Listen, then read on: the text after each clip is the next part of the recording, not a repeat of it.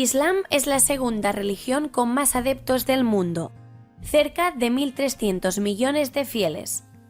El 90% son sunitas y el 10% chiitas. En el nombre de Dios, el misericordioso, el compasivo, bienvenidos a su programa Cultura y Conocimiento del Islam, un programa que viernes a viernes se desarrolla para llevar respuesta a las inquietudes que tienen muchos de los hermanos y hermanas que están en sintonía de nuestra programación. En esta ocasión daremos respuesta a una pregunta que surgió a raíz del programa del viernes pasado, de un amigo del Uruguay. Tengo entendido, perdón si me equivoco, es decir, del Uruguay, quien hace una pregunta que quizá ya podrán decir mucho. Esta pregunta ya fue respondida en muchos sitios del internet, pero más sin embargo queremos hacer el esfuerzo de entregarle una respuesta a este hermano de una manera sencilla, y que espero que algunos de los hermanos que escuchen y vean este programa les sirva también de soporte en su conocimiento. En esta ocasión vamos a hablar referente a las diferencias que se encuentran entre los chiitas y los sunitas. En esta ocasión, ese va a ser el tema de discusión, y para ello vamos a auxiliarnos, como siempre, de nuestro hermano y amigo, hermano Bilal. Bienvenido a tu programa. Un saludo muy especial para todos los amigos que viernes a viernes están pendientes de las ediciones de este programa, Cultura y Conocimiento del Islam en El Salvador, especialmente para el amigo Oscar Mariño del Uruguay, que fue quien nos dejó esa pregunta a través de nuestra página en la red social Facebook. Así que un saludo para todos, y también un saludo muy especial para todos los hermanos y las hermanas que están cumpliendo con el ayuno del mes sagrado de Ramadán. Bien, Bilal, excelente tu acotación. Es cierto que ya casi estamos a la cintura del mes de Ramadán, ya pues, estamos a mediados casi del mes de Ramadán. Felicitar a los amigos y hermanos que están haciendo este esfuerzo maravilloso por llevar el mes bendito de Ramadán y alcanzar las bendiciones que Allah tiene preparado para todos y cada uno de nosotros. Bien, Bilal, como cuando iniciamos la intro del programa, hacía el comentario que este hermano hace la pregunta referente a cuáles son las diferencias que se existen entre el chiismo y el sunismo. Entonces me gustaría, Bilal, que tú de una manera práctica y sencilla poderle explicar a nuestro hermano y al otro que tenga esa curiosidad o duda. En esta ocasión podríamos resolvérsela. Bilal, bienvenido. Bien, esa pregunta es una pregunta que se repite constantemente a través de las redes sociales, especialmente a través del Facebook, a través de los diferentes grupos de debate que existen a veces, diferentes plataformas, en comentarios, en videos, en la literatura, en folletos, en las conversaciones privadas, y que es una pregunta que hay que responder también constantemente, ¿no? Es decir, es inevitable que la gente se pregunte cuáles son las diferencias principales entre las dos máximas escuelas islámicas contemporáneas, en este caso, la escuela sunita del Islam y la escuela chií. Para comenzar hay que partir de una postura que clarifica dos corrientes, diría yo, que se dan por lo general dentro de los grupos de musulmanes. La primera de esas tendencias, por decirlo de alguna manera, es una que yo he denominado una tendencia bien intencionada, pero equivocada, que no necesariamente refleja la realidad, que es la postura que han adoptado algunos musulmanes, en la que suelen expresar que no existen diferencias entre sunitas y chiitas. Y luego está otra postura más radical y bastante malintencionada en algunos casos, en la que las diferencias se distorsionan. Por ejemplo, hace algunos meses, me acuerdo yo, en uno de estos programas nosotros pusimos un video de introducción en la cual un reconocido escritor cristiano de España, César Vidal, salía hablando en un programa que se publicó en la plataforma YouTube, en la que decía que incluso los musulmanes chiitas y los sunitas teníamos un Corán diferente. Yo creo que ese video encarna esa segunda postura extremista, que aparte de ser extrema, también es mentirosa, porque no solamente, como dijimos anteriormente, hace una exageración de las diferencias, sino que las distorsiona. Entonces hay que aclarar que ambas posturas, aunque una sea bien intencionada, porque yo entiendo obviamente que la idea es no crear más división entre los musulmanes, pero no es del todo honesta. Y la segunda, que obviamente es una postura que intenta crear una gran confusión entre la gente que a lo mejor no ha profundizado bien en la historia y en las doctrinas y las prácticas islámicas. Bien, aclarado el asunto, vamos a hacer un pequeño repaso sobre las que, en mi opinión, son las 4 diferencias esenciales entre la escuela sunita y la escuela chiita del Islam. La primera de ellas, que es quizás la diferencia más evidente, tiene que ver con la sucesión profética. Y aquí hay que estudiar mucho la historia del Islam, especialmente del Islam de los primeros años. La postura, por ejemplo, del Islam sunita es que el profeta del Islam, que la paz y las bendiciones de Dios sean con él y con su descendencia, no habría dejado un sucesor y que por lo tanto ese sucesor tenía que ser elegido dentro de los miembros de la comunidad, de tal manera que después de la muerte del profeta fue elegido uno de sus compañeros, Abu Bakr Siddiq específicamente, y después de él una sucesión de otros 3. Y esa institución que se encarga de continuar con el legado del profeta del Islam se le conoce en el mundo sunita y también en el mundo de la historia, en el mundo de la academia, como el califato, la institución del califato. Pero el chiismo tiene una postura que es opuesta a esa, digamos, a esa hipótesis que plantean los miembros de la escuela sunita del Islam. Y por el contrario, el chiismo defiende la postura que estando en vida, mejor dicho, el profeta del Islam ya habría dejado él un sucesor y esa sucesión recaería, en primer lugar, en su primo y también yerno, el que los musulmanes chiíes conocemos como el imán Ali, y que luego, por ordenanzas divinas, el imán Ali dejaría esa institución del imamato, que así es como se conoce a la asociación profética dentro del mundo chiita. Luego ese imamato recaería por designación divina en unos descendientes del profeta también apuntados de forma divina. Así que esta sería la principal diferencia entre ambas escuelas. Mientras una defiende la institución del califato, el chiismo defiende la institución del imamato. Esta sería entonces quizás la primera y gran diferencia entre ambas escuelas del Islam. Todo lo relacionado con la sucesión profética. Luego, fíjate, Gafar, que hay una segunda diferencia, en mi opinión, es una diferencia que también es evidente, y tiene que ver obviamente con las fuentes o las raíces de donde se extrae la tradición profética, lo que se conoce en el mundo islámico como la sunna. Obviamente que las raíces de la sunna, por ejemplo, en el mundo sunita, tienen su base en aquellas narraciones que han sido transmitidas por una numerosa cantidad de compañeros del profeta, que se han recogido en diferentes colecciones, siendo las más famosas las colecciones de Buhari y las colecciones de Muslim, que son las 2 colecciones consideradas como sahih en el mundo sunita.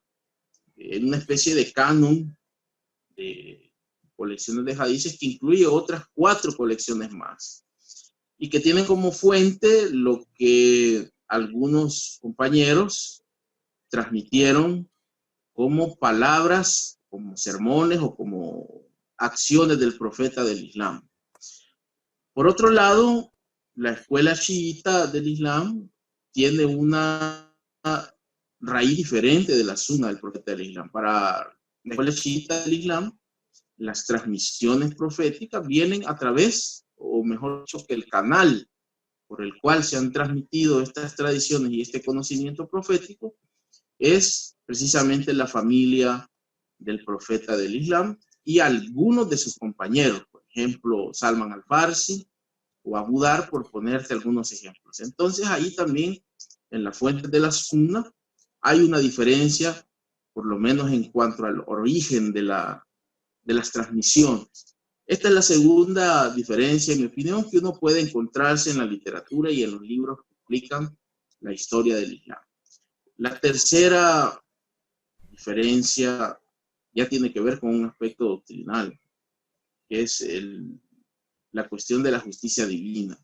Hay que acordarse que, por ejemplo, en el 90% de los casos en la escuela suní existe un apartado de fe que algunos traducen como el destino de Dios, es decir, aceptar todas las cosas que pasan en el mundo como algo que tiene la venia de Dios. Pero esta aceptación tan ciega de un principio tan oscuro y también tan ambiguo que se presta a muchísimas interpretaciones, incluso hay unas interpretaciones que son hasta peligrosas de este postulado suní, que digo, por lo menos el 85% de los sunitas en el mundo lo creen, tiene implicaciones incluso hasta políticas, porque si uno tiene que aceptar de una forma un tanto ciega y un tanto conformista todas las cosas que suceden en el mundo, bueno, ahí incluso habría que aceptar hasta los tiranos, ¿verdad? Y no habría que ponerles resistencia. De hecho, por ejemplo, la secta wahabita del Islam se aferra a este principio para pedirle a los seguidores que, por ejemplo, no se rebelen contra tiranías monárquicas como la actual familia real de Arabia Saudita.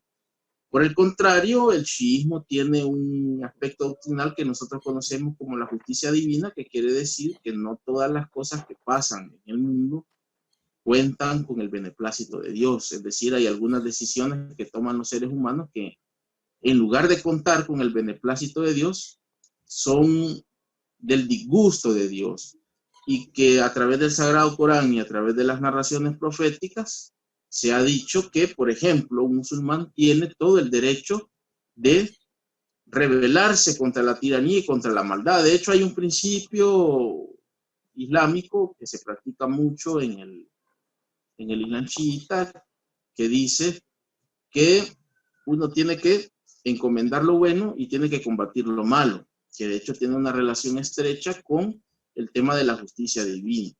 Entonces, esta es otra diferencia que ya es una diferencia a nivel de la doctrina, que como dijimos anteriormente, esta incluso tiene un impacto profundo en la interpretación que hacen los musulmanes de lo político, de lo social, de lo económico, de lo religioso, de lo ético incluso, y que es importante que se señale.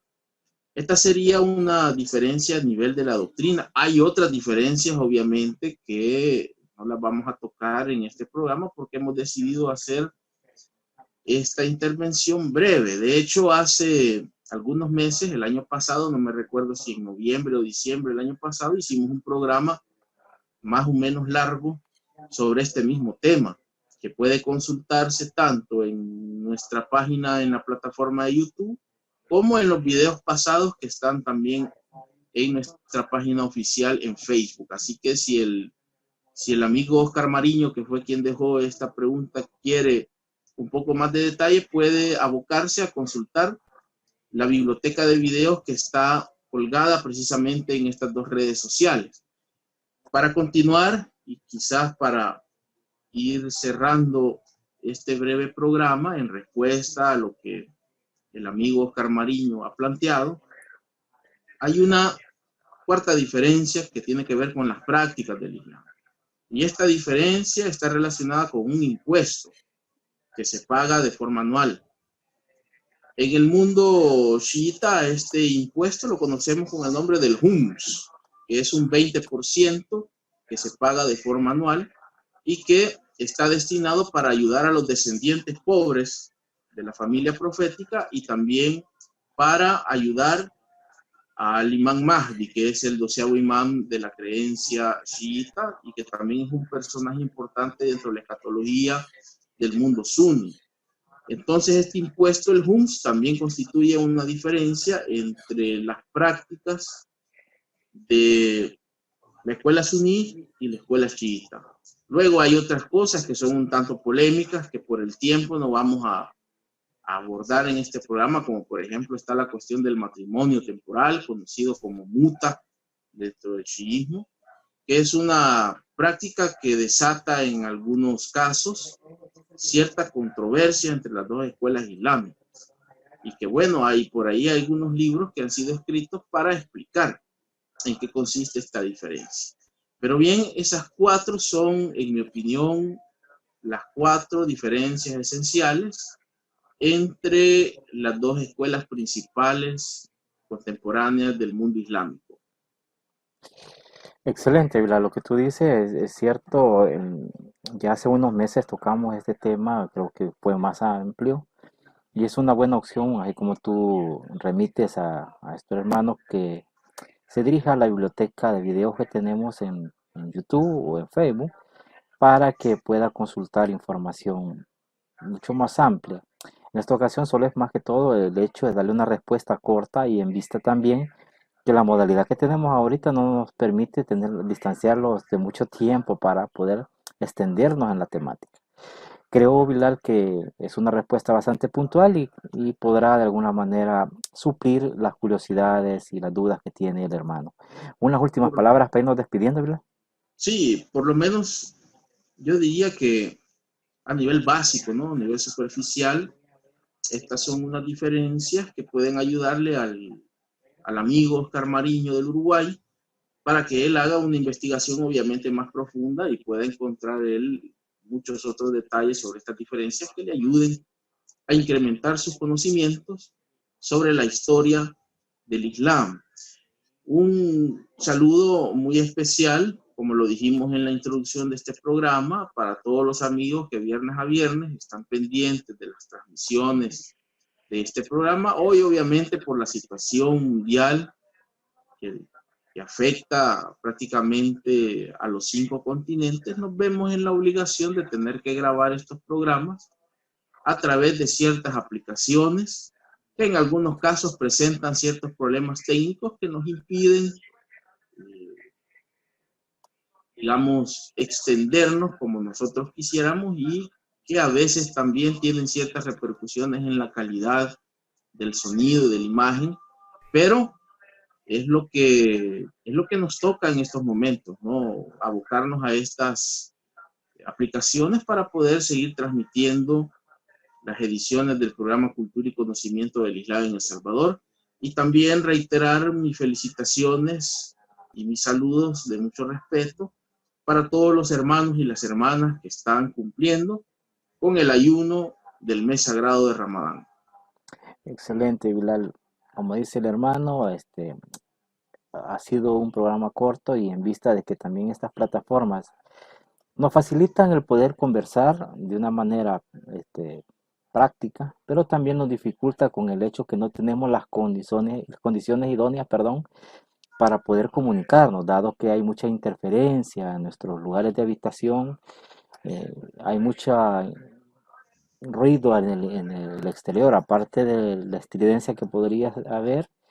A veces escuchamos gente que grita y entonces eso incomoda de alguna manera y hace que la calidad del video o del mensaje que llegue sea un poco deficiente. Pero más sin embargo, la idea es no mantenernos pasivos en el hecho de mantener la divulgación del Islam. Por el contrario, creo que este momento desde el encierro en nuestras casas es un momento muy oportuno para reflexionar, para estudiar, leer mucho y también hacernos preguntas, porque eso es muy importante. Por muy mediocre que creamos que es la pregunta, hay que hacerla siempre, no hay que quedarnos con esa duda, porque esa duda nos va a llevar a cometer un error y cuando nos la aclaramos fácilmente podemos corregir el rumbo de lo que llevamos. Bueno, hermanos y amigos, ha sido un gusto estar nuevamente con ustedes, de parte de Bilal y mi persona, enviarles nuestros parabienes a los hermanos que están llevando al pie de la letra el mes de Ramadán. No me resta más que agradecer la sintonía de este programa e invitarlos el próximo viernes a partir de las 7 de la noche a estar siempre en sintonía de este instrumento que está llevándoles conocimiento y reforzándoles su vida diaria. Que la paz y las bendiciones de Dios sean con ustedes. Nos vemos y nos escuchamos el próximo viernes a partir de las 7 de la noche. Cuídense mucho. Hasta la próxima.